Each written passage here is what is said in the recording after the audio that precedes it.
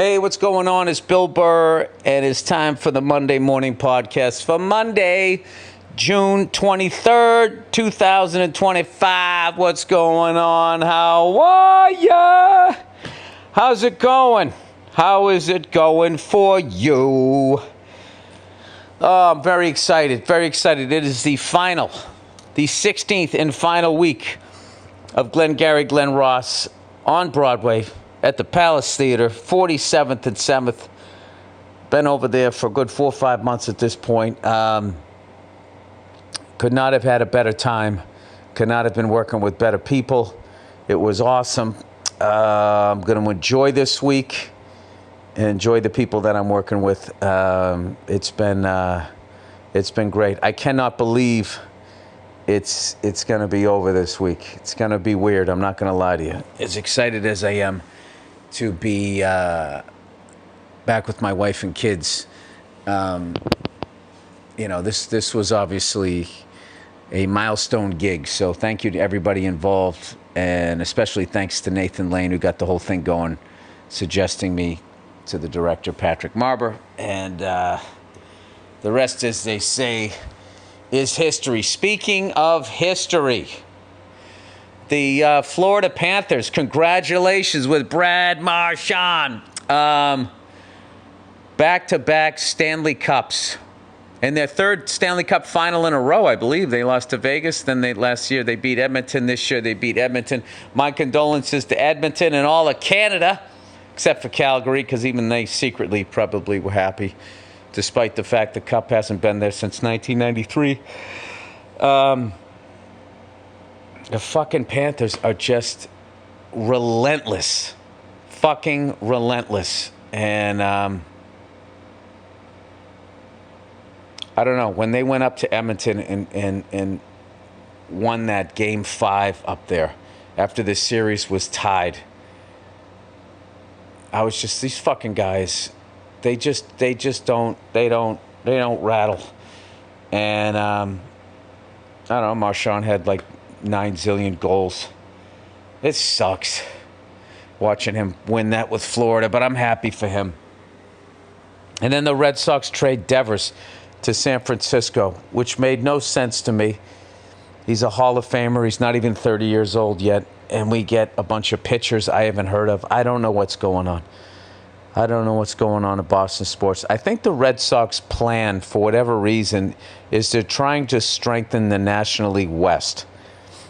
I think that's what they're going to do. I think they're, Xander Bogaerts goes to fucking the Padres, Mookie Betts goes to the Dodgers, and now Devers goes to San Francisco. I mean, I don't know what it is about that division, but you're welcome. I don't know what you guys gave for any of those players. Xander was free agency. I don't want to go through it. It is what it is, as the kids say. I don't know. I was hoping we were going. Oh, and then fucking Chris Sale's down in Atlanta, and all of a sudden he can fucking pitch. What did he do for the Red Sox? All he did was get hurt and then break a TV. Who knows? But I'm happy he's healthy again. I don't know what it's a game of runs. It's a game of streaks, as they talk about in the NBA. Speaking of the NBA, Billy watched some sports this week. I watched Game 7, OKC and the Pacers. Halliburton comes out, hits 3 3-pointers. And I'm like, oh, my God, this kid is establishing himself as a superstar of the future. And I felt that I was like, this game is going to come down to the wire. And if the ball gets in this kid's hands, they might actually do this. And then right as I was thinking that, they said it was a calf injury. I hope it wasn't Achilles, although that's what people are saying. He goes down like in the first quarter. Just fucking took the wind out of the whole fucking Game 7, I felt. But then all of a sudden the Pacers stayed with them, and they stayed with them, and they hung around. Then in the fucking third quarter or something, I don't know, Pacers were down by 4. OKC goes on a 19-2 run, and they just never recovered. I think they got it as close as 11 or 9. They knocked it down to that, but that was about it. sort of anticlimactic after that. Congratulations to the Oklahoma City Thunder winning their first championship, and the franchise's first championship, I want to say, since 1979, when they were the Seattle Supersonics with downtown Freddie Brown way back in the day. Dennis Johnson, rest his soul. I know people in Seattle, at least I saw, they were kind of rooting against OKC. Which I get. Oh, by the way, shout out to Miami. Shout out to Florida. Knowing so little about hockey that the last 2 years is the only time Gary Bettman has not gotten booed when he goes to hand out the Stanley Cup. They're so new to hockey, they didn't even know they were supposed to boo the guy. They're like, yay! The next time somebody asks me about getting booed at Philly, I'll be like, that's fucking nothing. Gary Bettman gets booed every year when he goes to hand out the Stanley Cup. And he knows it's coming. At least I didn't know it was coming. He actually got cheered. I was sitting there watching. It took me a second. I was like, wait a minute. This guy's been getting booed for like 30 straight fucking years. They used to boo Ziegler before him. They've always booed the commissioner. You know what's funny is at this point I don't even think most fans even know why we're booing him. It just became like a tradition. You had to do it. That's the commissioner of the NHL. Boo him, and then you go to Florida, right? Well, you know how Florida is. It's like it's the South, but it ain't the South, but it's the South. You know what I'm saying? Like they do shit a little different down there. Anyway, so congratulations to them, and I don't know. I got some shit to talk about this week. I started to watch this documentary on that submersible that went down to the Titanic and imploded, and all of those poor people died, right? And my lovely wife's going, you want to watch this? You know, women, First 48, Murder, She Wrote, any sort of murder or death. For some reason, it's soothing for them, to watch it right before they go to bed, like that great SNL sketch that they did on it. It's so fucking true. It's like, I don't think I want to watch people get crushed to death from the pressure of the water. I'm terrified of the ocean. Like, I don't know if I want to. She goes, come on, let's just watch it. And I go. And she goes, all right, well, you want to watch this one on the crackhead mayor of Toronto? And I'm looking at his face and what he was accused of and how he was lying and all of that. I'm like, nah, I can watch the real-time version of that anytime I want at this point. I don't want to watch that. So we end up sitting down watching that, the Titanic one. And I have to tell you, like, this should be required viewing by anybody who is not a narcissist. I don't even know where to begin with this guy. Full-on narcissist, psychopath. There's this psychological makeup. It's called the dark triad. And any person who's not a fucking narcissist should know about it and should be looking for these traits in people, so you don't date it, you don't work for it, it's not in your life or anything. It's basically three sides of the triangle. It's narcissism, Machiavellianism, and psychopath. And just know that all of those are like, they don't have to be 10 out of 10. You can just be on the spectrum. And that fucking personality, you combine that with the greed of corporations, that personality is what ascends to the CEO level. And it rewards them because every quarter, no matter how much a corporation makes money, it's not enough and they need to make more. So at some point, what they have to do has to start becoming underhanded, and that's what weeds out decent people. Same thing in politics. Why can't we get somebody decent who's not an absolute psycho to run for fucking president? Because they get weeded out. Okay? Like you look at war. Okay? You're looking at these fucking missiles just flying into these cities where now, because of cell phones, you can see it. Just regular people walking around on both sides. Okay? Here's the deal. All normal people who don't have that psychological makeup, they couldn't take a fucking crossbow and just ran in a field and randomly just point it and shoot it without fucking looking to make sure they wouldn't hit anybody. There's no fucking way. Like, if I was in a position of power, okay, there's no fucking way I would say, you know, shoot these missiles into a fucking city. I couldn't live with myself. And the people on the other side with the same fucking regular person, I actually care about not killing somebody, they couldn't do it. But you get these fucking dark triad psychos in there and they can fucking do it. And you watch this, I'm bringing it back to this submarine thing. The guy was a full-on fucking psycho. Total fucking narcissist, right there. Right there. You cannot get into a submarine, an airplane, anything where your life is at risk and have a narcissist at the fucking controls. He's a god. Nothing's going to happen to him. And he's not even thinking about you or the risk, your life, or who loves you or whatever, right? Machiavellian shit. Anybody who blew the whistle on this guy, on his carbon fiber, stupid fucking submarine, he would ruin their lives. And yeah, he's a fucking psychopath in that... Psychopath is anything from, you don't have to be an axe murderer. It can be literally like petty theft or whatever. And what this guy was doing was, you know, and lying for no fucking reason. I guess he had reasons to lie. But they were showing this guy, you know, testing this sub out. And he had this one guy who actually knew what the fuck he was doing, going like, first of all, you should not be testing this out with any people in it. And he was just like, he would get like mad. He would get fucking mad. So this fucking lunatic got in the goddamn sub himself. They showed him, and you heard, as he's going deeper and deeper, you heard the carbon fires snapping.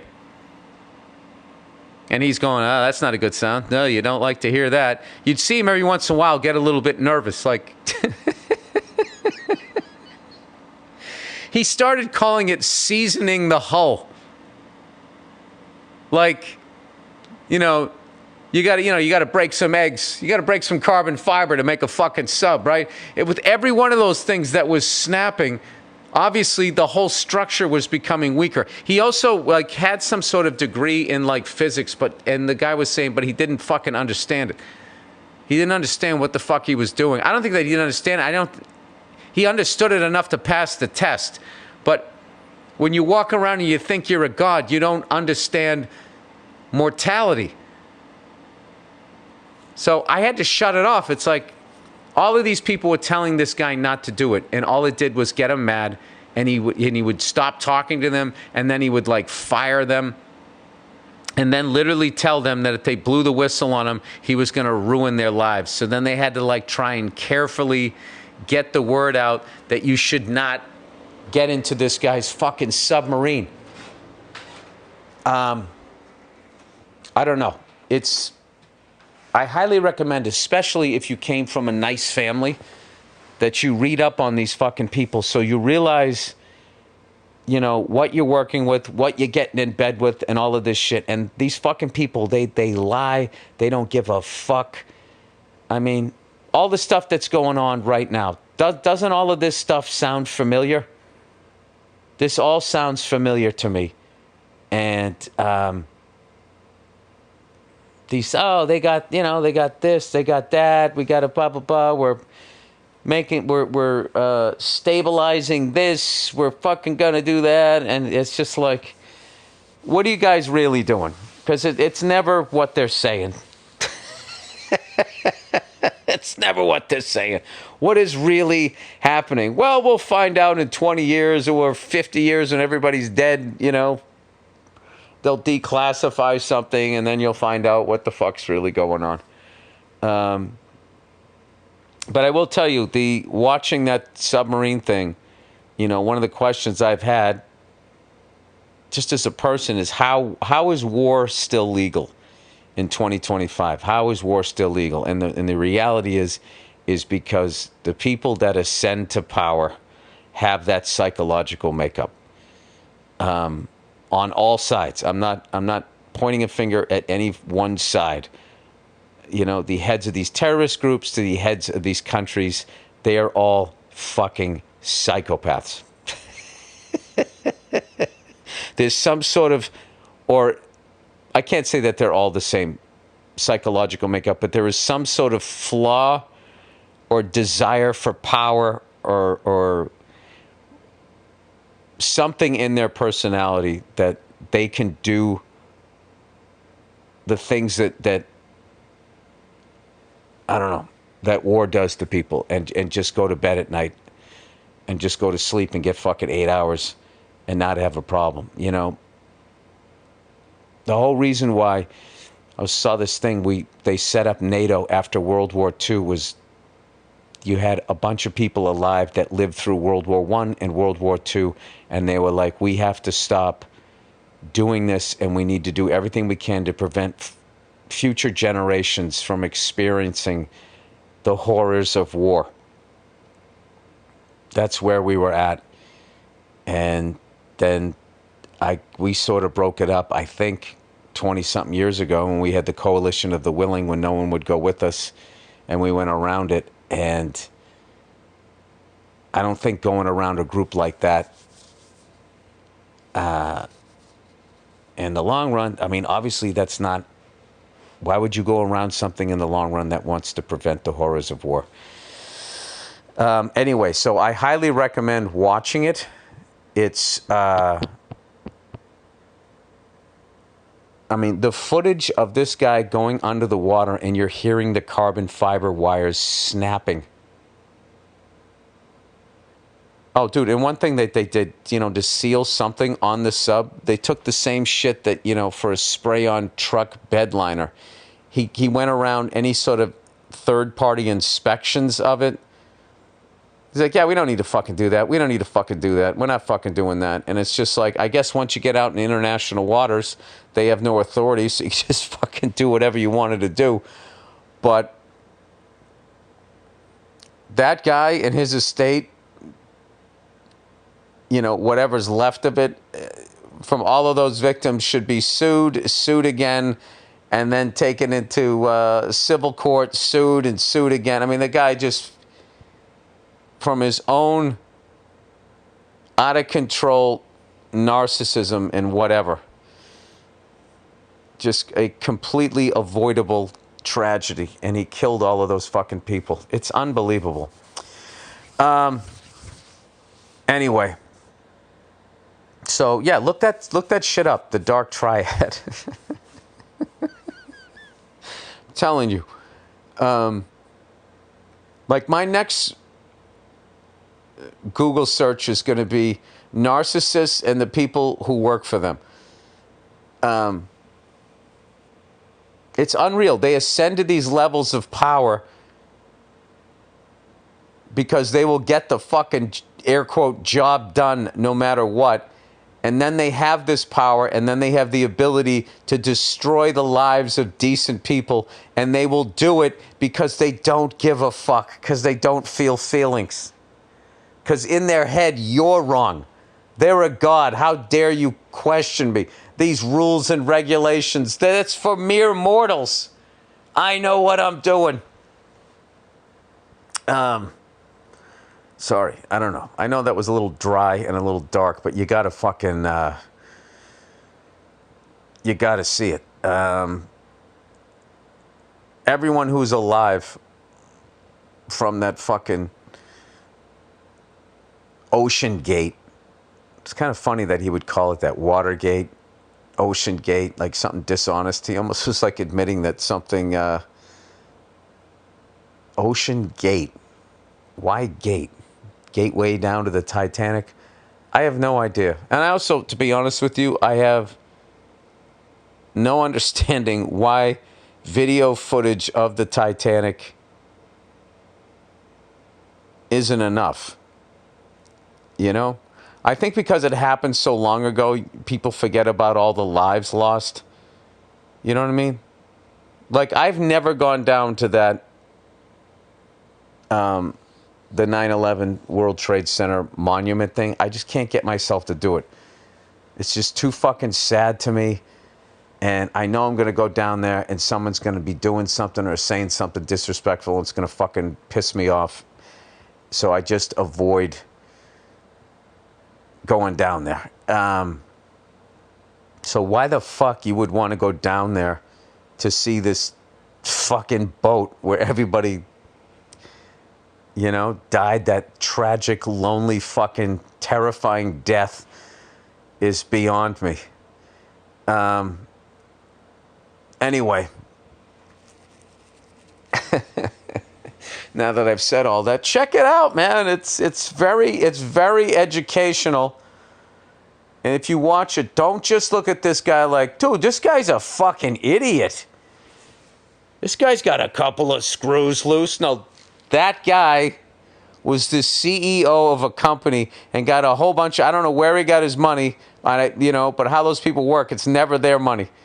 He had a startup submarine company that went through no sort of regulations from any sort of governing third party, and he took a bunch of people down and he fucking killed them. It's beyond this guy's a psycho. This guy is the typical fucking person that is a CEO that denies health insurance claims for a living. Yeah, we got your money. We're not paying for your dad's sick. No, he's going to die now. And I'm going to go get a sandwich, and I'm not even going to fucking think about this, even though I heard you crying on the phone. Anyway, so there's that. So anyway, my lovely wife and my kids are in town, and I ended up, what did I do? The first night, they got in late night. I had done the show, and came in to the apartment and everything, and I had ordered them grilled cheese sandwiches and French fries. And they sat down, and they were both punch drunk from the flight, both my kids. And they were being silly, and they were just cracking each other up. Like they were eating French fries, barely touching the sandwiches, and they were just laughing their asses off. And I just sat there and enjoyed it, and I let them do it. And I felt good about it, because that's the kind of shit my generation, when you were growing up, if you were kids and you were laughing and having a good time, you're like, hey, come on, knock it off. Stop enjoying yourselves. So I let them be silly as hell. And then finally, after 10 minutes, I said, guys, come on, you got to eat your sandwiches. You're just eating the fries. And then my son jumped off his little stool and came over, got right in my face, did some silly dance, but with half a smile on his face. And I just sort of stared at him, you know, like, really? And then he laughed, and he went back, sat down, and he started eating his sandwich. And it made me feel good, you know, that I let my kids be kids. And obviously it's great to see my lovely wife. We've been cracking up, laughing when we're not watching people fucking diving down to their death. I literally had to shut it off before it got to the fucking end. So, anyway, one more week. I can't believe it. It feels regular because I have a show tonight.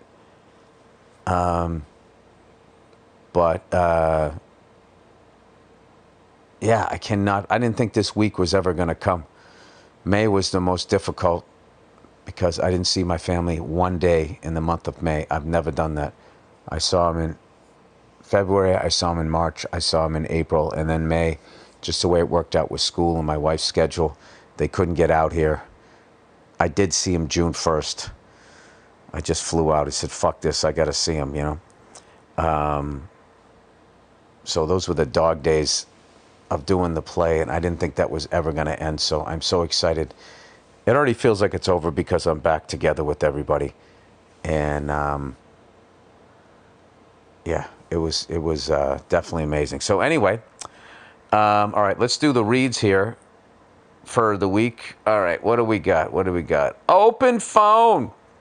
If you're running a business, every missed call is money left on the table. Think about the last time you had a plumbing emergency. If the first plumber didn't answer, did you wait or call the next one on the list? Chances are you moved on. With Open Phone, you'll never miss a chance to connect with your customers. Open Phone gives you a dedicated business number that works right from an app on your phone or computer. You and your team can share one number. I don't get how you all share one number. How come when I call it, then 5 people don't go, hello, hello, hello, hi, welcome? Reply to customers faster and keep everything organized so nothing slips through the cracks. Open Phone even keeps your phone covered after hours so leads don't disappear while you're away. And if you ever sat through a long business call and couldn't remember what was actually said, you're not alone. Open Phone. Phone's call transcripts and summaries capture the conversation. Summaries? Yeah, I would read the transcript. Yeah, basically the guy was saying, it would be AI voice. Basically, the guy was saying. Summaries capture the conversation and give you follow-ups, so no more taking notes or losing track or next steps. Join 60,000 plus businesses already using Open Phone to stay ahead. Go to openphone.com/Burr and get 20% off your first 6 months. That's openphone.com/Burr. You can even bring your existing number with you for free. Open Phone. No missed calls, no missed customers. I keep doing that thing where I go to scroll up, scroll down, and then it goes all the way to the top. All right, Squarespace.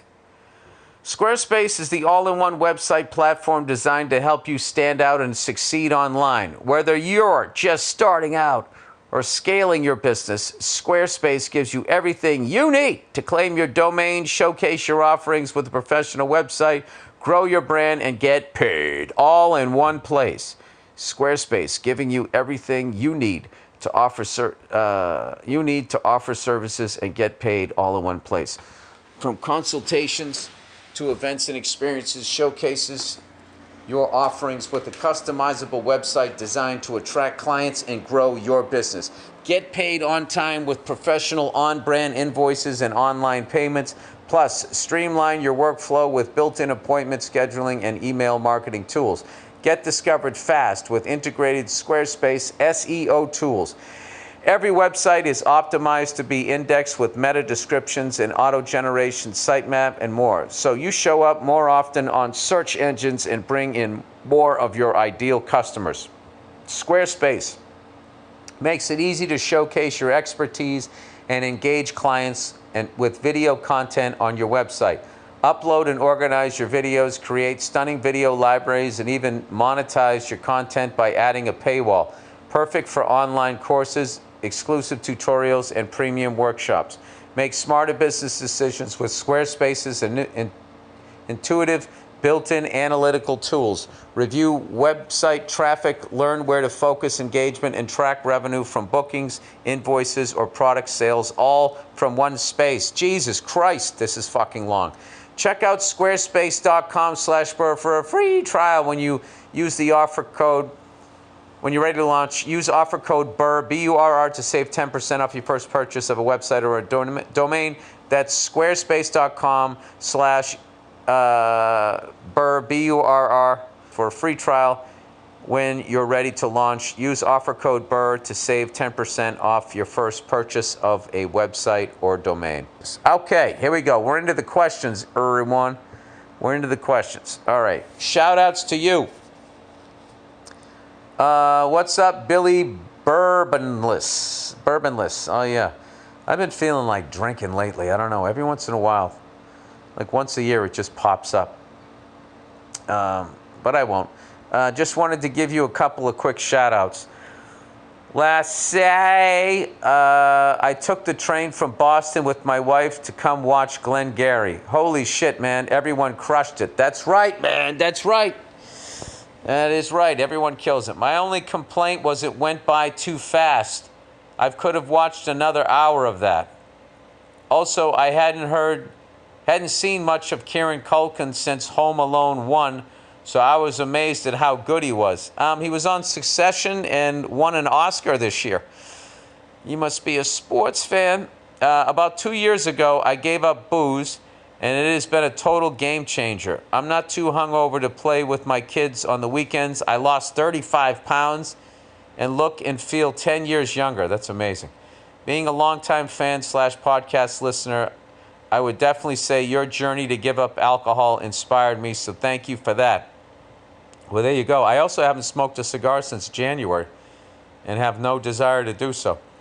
About the same time I quit drinking, I took up hot yoga. Dude, those fucking... I did that one time, and that was enough for me. I thought I was going to die. HIIT classes. So light weightlifting and cardio in a 100-degree room. Oh, hot yoga HIIT classes.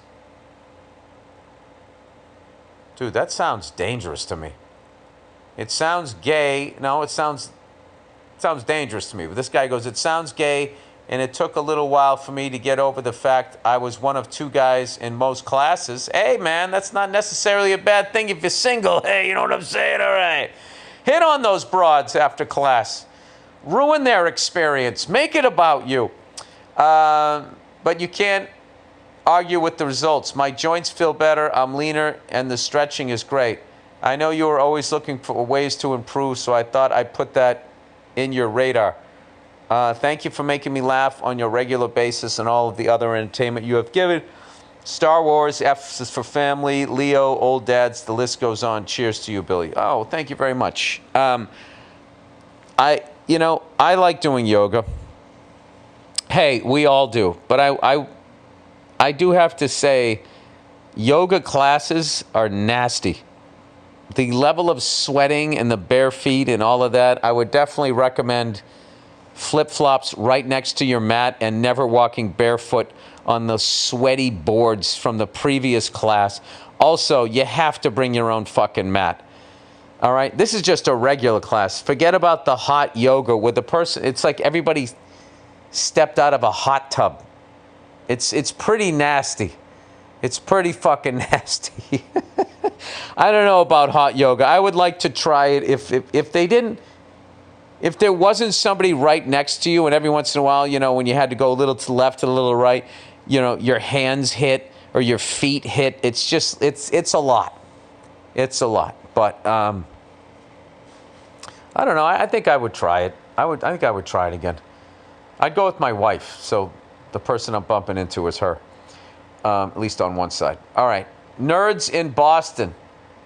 Hey, Billy. Ginger snap. Thanks for bringing attention to nerds taking over the world economy. Aside from creating wealth inequality, I don't think many people realize how much these nerds are fucking up city landscapes and culture across the U.S. Yeah, well, certainly people who think that immigrants are the problem. Like this is the reason why your cost of living is going through the roof. This is part of the dark triad. Fucking Machiavellianism. You fucking, you start rumors and talk shit about other people, and that's what they're doing. They're pointing the finger at people jumping over a fucking wall, to go pick food in a farm for like, $20 a month. They're the reason it doesn't make any mathematically. And then meanwhile, you got all these fucking people who are billionaires, and their workers have no benefits. No benefits, and have to worry about making their rent or mortgage every month. It's not the immigrant. It's these fucking cunts. And there's a finite amount of money. And if one person has that much of it, it's a simple equation. It has this many employees, and he's only going to allot this much amount of money for employment expenses. Then, that's how it's created. It's not created by illegal immigrants, undocumented immigrants. And by the way, how about those dirtbags in ICE? Here's something. If you're doing something that's actually righteous and it's the correct thing to do, you don't have to wear a mask. Unless you're protesting against power, man. I lived here in Boston for 15 years, this person says. To use your own home city, for example. I've lived here in Boston for 15 years. Biotech, finance, and real estate bros have taken over the city and forced out many musicians and other people who gave the city its personality. They created a small city out of nothing in South Boston that has the same personality as them. None. Exactly. Now there are almost no small music or comedy clubs left, and the outflow of people to suburbs has us in crippling traffic every day. Maybe some of these folks are doing good work, but a large percentage are, quote, raising funds in morally ambiguous ways for their own gain at the expense of everyone else. I love hearing you and other elderly folk talk about the old days up here, because it sounds like a completely different place the way you describe it. Can we reverse the culture shift? And if so, where do we start? Keep fighting the good fight, dude. A frustrated Bostonian. You got to get the word out that you got to get these people to stop. You got to stop following the finger of what they're pointing at. They've been doing this for fucking ever. When I was a kid, they used to point to people that weren't white and say, oh, it's these people that are on welfare, milking the system. This is the reason why, and they act like people on welfare were living in a brand new house and living lifestyles of the rich and famous. And every single time, the person that was telling you who the problem was incredibly rich and powerful. And that's what they've always done. They've always pit the middle class against the lower class, while the upper class becomes more and more exclusive and richer and richer and richer. And back then, you know, in the 60s, like, I think like a CEO, they said something made like 30 times what a regular employee made. The CEO now makes 400 times that. So there you go, right there. There's all your benefits. There's everything. You know, when I was growing up, you know, people had health insurance through their job. They had enough money, and 1 week's pay was your rent or your mortgage. That's how you lived in the middle class.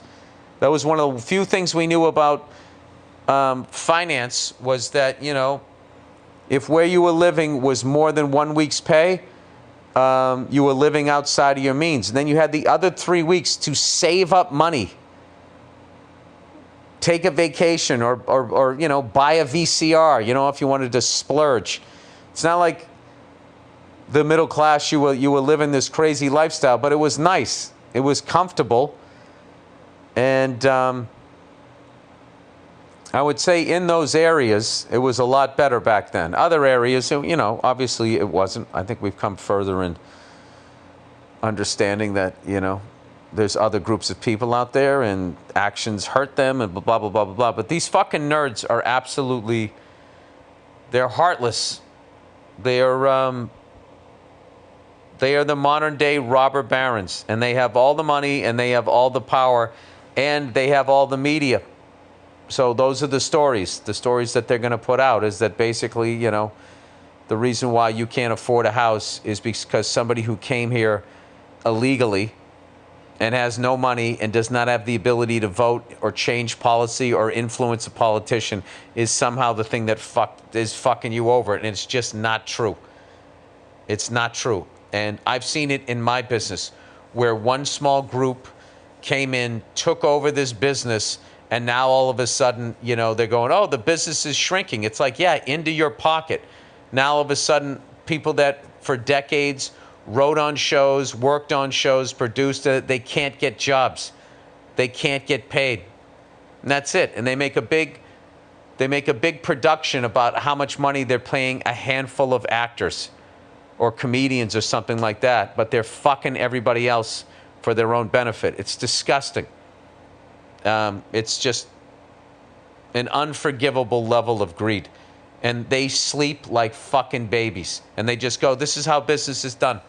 And they have no moral responsibility past that statement. And I can tell you this, kids, anytime anybody says, well, this is how business is done, that means they can't morally justify what they're trying to do to you in the business deal that you're negotiating. They can't say what they're doing because it's so wrong. So they go, well, this is how business is done. that happened to me recently in a business. I had this project. It was really successful. I came back, to do another project. And I'm thinking, well, that one was a success. They're going to back the truck up. I finally fucking made it. They fucking came in and their offer was lower than what they offered me on the first one. And I'm like, what the fuck? They go, this is how business is done. I'm like, no, it isn't. No, it isn't. You come into the league in the rookie with the rookie contract, and then you go out and you hit a bunch of home runs. The next time your contract's up, you get a bump. That's how business is done. So this is the world of the nerds. And I want all you feminists out there, all these years you've been watching the frat boys. Oh my God, they're the fucking example of toxic male behavior, and you left the fucking nerds alone. Maybe you should revisit and look at these fucking nerds, because they are the most heartless people I have ever run into. All right, best friend passed away. Oh, Jesus, I've been there.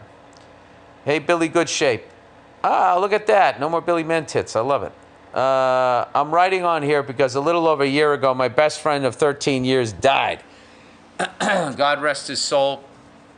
Absolutely devastated. And when it happened, absolutely devastated when it happened, and still, even until today. Oh yeah, dude, that it never quite goes away. You numb it, you can maybe start talking about it and get less emotional, but yeah. Anyways, the person says, I'm 29 years old, and unfortunately there is a twist to this. Out of the grief, his girlfriend and I started to lean on each other. Oh no.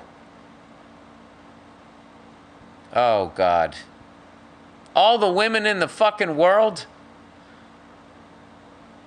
And we eventually got together after a few months.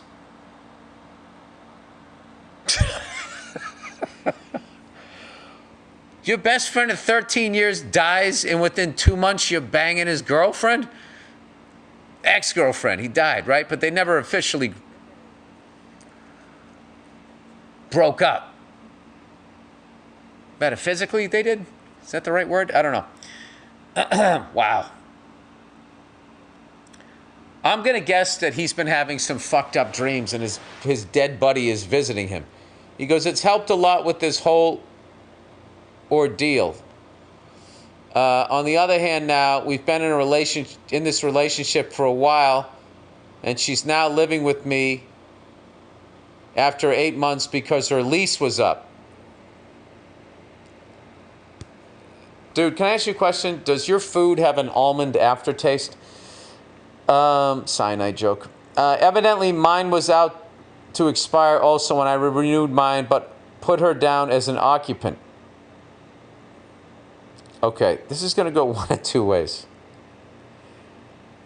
I think in your grief, with heightened emotions, you guys confuse that with love, and now she's living there, and now you got to get rid of her. I don't know. This is the leveling of anxiety I had, like when I was watching the Ocean Gate. Okay.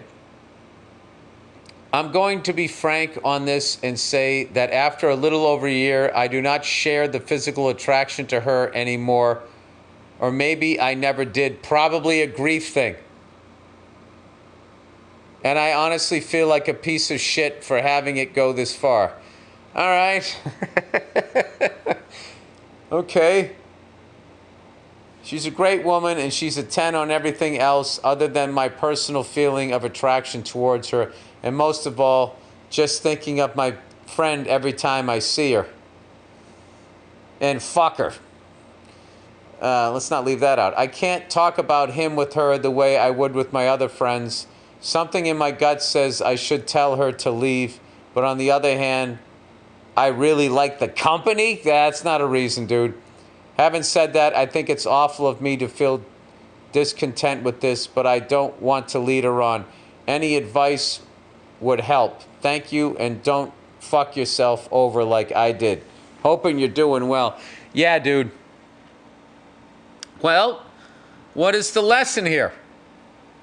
The next time one of your close friends dies, don't start fucking his girlfriend. And if you do, don't have her move in. Any advice? Yes. let's get the obvious out of the way. This is gonna suck. Wow. Is this gonna suck? I would go to Home Depot. No, fuck that. I'd go to a mom and pop hardware store. I would buy 2 plastic buckets, one for each of her eyes, for the amount of tears that are going to come out. But dude, you got to do this. You got to man up.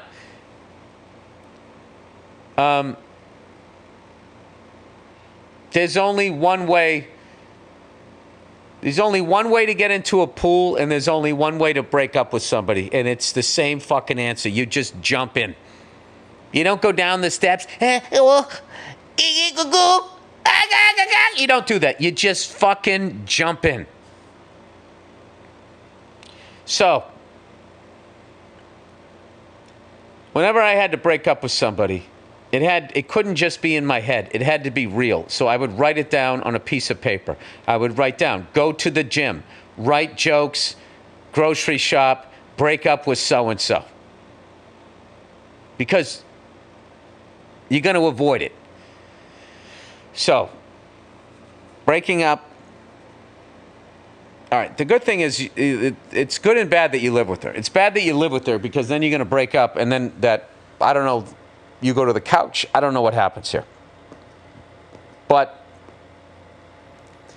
at least you don't say, hey, we have to talk tonight. You can't ever say that to a woman because the second you say we have to talk, the talk is happening. They, on the other hand, can say we need to talk tonight, and then for the whole, you go, okay, and then for the whole day, you're doing fucking somersaults, mentally torturing. She's going to break up with me. Oh my God, what the fuck was this? I wasted this money. And then you show up that night, and it's just going to be like, my mother's coming to town, and I was hoping we could take her out on breakfast on Thursday. It's just like, you couldn't just fucking say that? Right? They know what they're doing. They know what they're doing. So, I wouldn't tell her we need to talk. I would just sit down and say it. Don't say it beforehand. Just say we need to talk. All right? And I would just say, obviously, with losing so-and-so was devastating for both of us, and we were in a heightened emotional state, which led to our relationship. And now, 13 months later, as the emotions have calmed down, I'm finding that my emotions for you weren't as strong as I thought. What does that mean? My emotions aren't strong enough to continue this relationship. And there, you jumped in the pool. And then let her process that. Hopefully, maybe she was thinking the same thing. Hopefully, when she looks at you, she keeps thinking of him or whatever. You know, if you want to, like, further explain it, it's like, also, whenever I look at you, I think of so-and-so. It's affecting my ability to move. That's a cop-out. Just be like, you know, I don't know, dude. This is a fucking brutal one.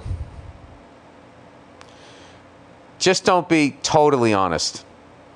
Like, when my friend was alive, as much as I liked him, I always wanted to, you know, not going to lie, I was attracted to you, but out of respect for him, I waited till he was dead until I made a move on you.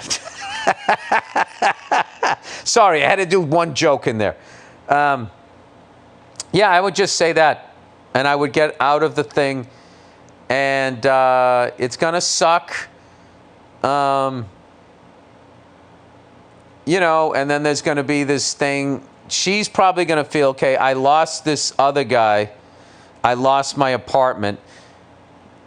I gained this relationship. Now I'm losing this relationship. And then, wait a minute, where am I going to live? That's what she's probably going to think. And then there's going to be, like, you know, if you live with a woman, legally married or not, I don't know what it is about them that they always feel like they're getting screwed.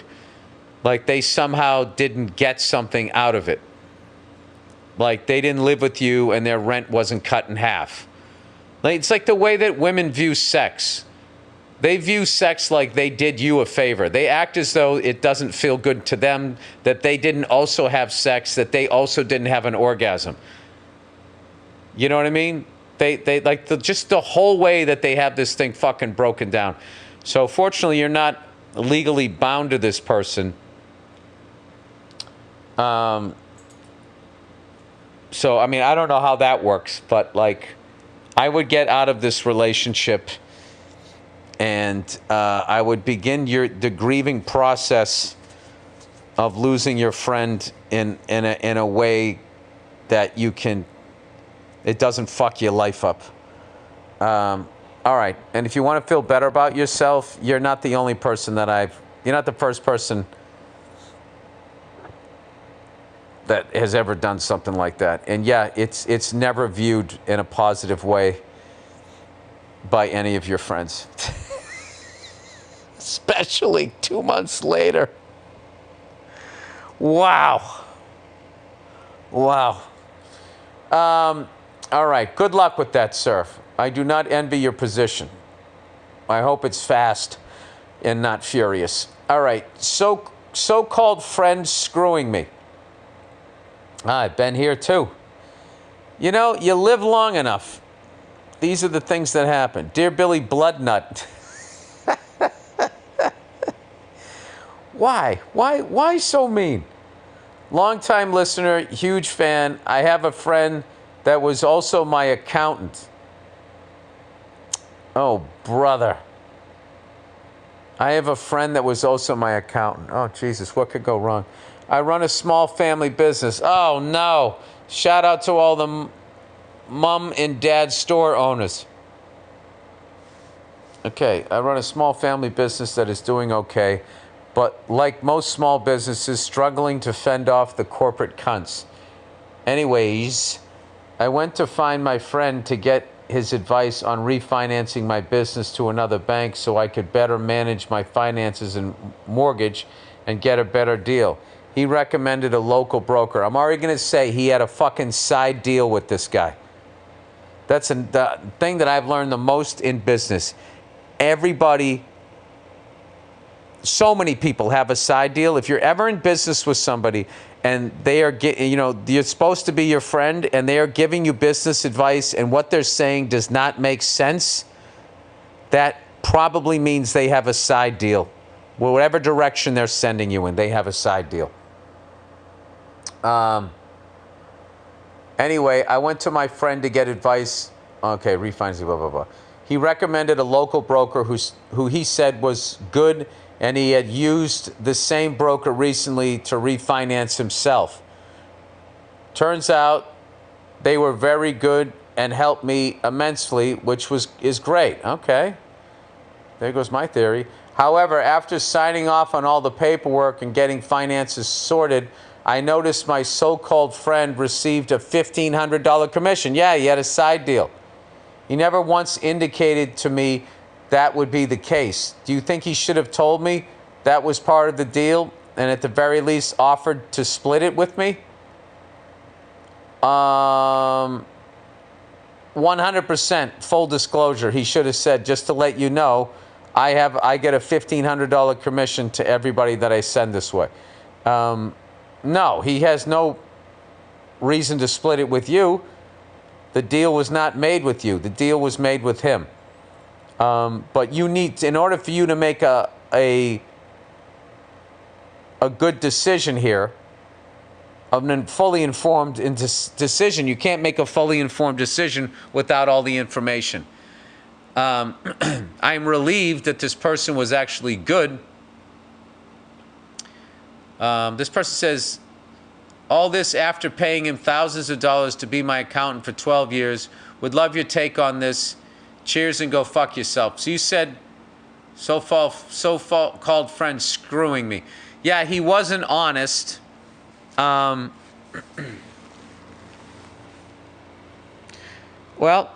you learned something. You have to know that, like, whoever you're in business with, whoever they're recommending, they have a relationship with them on some level.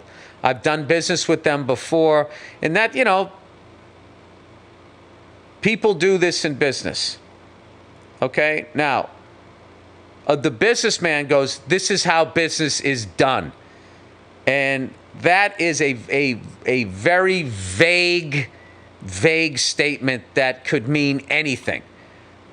From like, he scratches my back, I scratches his, we help each other out. It could be as innocent as that, or it could literally be like, let's get into business and become like this business serial killer team and just fuck people over and do some American greed shit. It could be that. He doesn't owe you any money, but he did. I would sit down and confront him and just say, listen, I'm happy with what these people did, but, I am not happy with the fact that you did not disclose the fact that you got a $1,500 commission for sending me in that direction. I would like to think that you're sending me in that direction, in whatever direction you're sending me in, is because it's going to be the best thing for me first, not going to be adding an extra $1,500 into your pocket. And it's like, I'm already paying you to find this guy. So it's like you're sort of double dipping here. Yeah, so I would have a talk with this person. I don't think it's... At least he sent you to somebody good. But this is why you don't do business with friends or family. Because this is what ends up happening. Because it's a dirty, disgusting... Money is just... It's the worst thing ever created.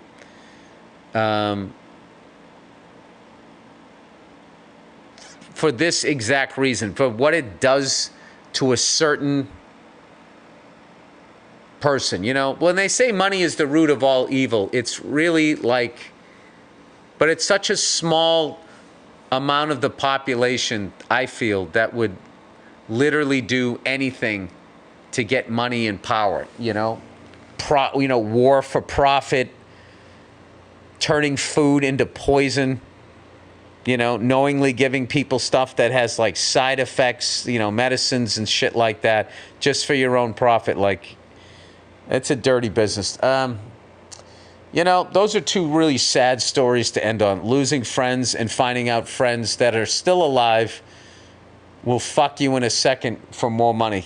But these are the lessons that you have to learn as men and women as you go through life. But what you have to do is, oh my God, Star Wars. Don't go to the dark side.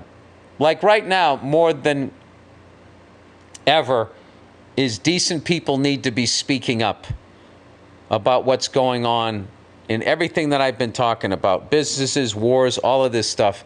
People need to speak up. And you watch, whenever they make a big move and everybody's like restless saying this is not going to be good. This is not going to be good for everyone. This is only going to be good for a small amount of people. If you open your mouth, you watch how they fucking destroy you. They destroy your career. They destroy your personal life. They just go on this fucking warpath. And, that's always a good tell when you see stuff like that. You see somebody says something about somebody, blows a whistle, and then all of a sudden there's this big scandal about them or whatever. That just further shores up that whistleblower's point. Because if what the person he was accusing of was actually a good person, they wouldn't have to ruin this person's life. They could just use the facts of what was actually going on to save their reputation. They wouldn't have to destroy the other person's. So, there you go. This was more educational than funny. And that's only if you believe what I'm saying. So, I have no idea. All right, that's it. That is the podcast. Go fuck yourselves, and I will check in on you on Thursday.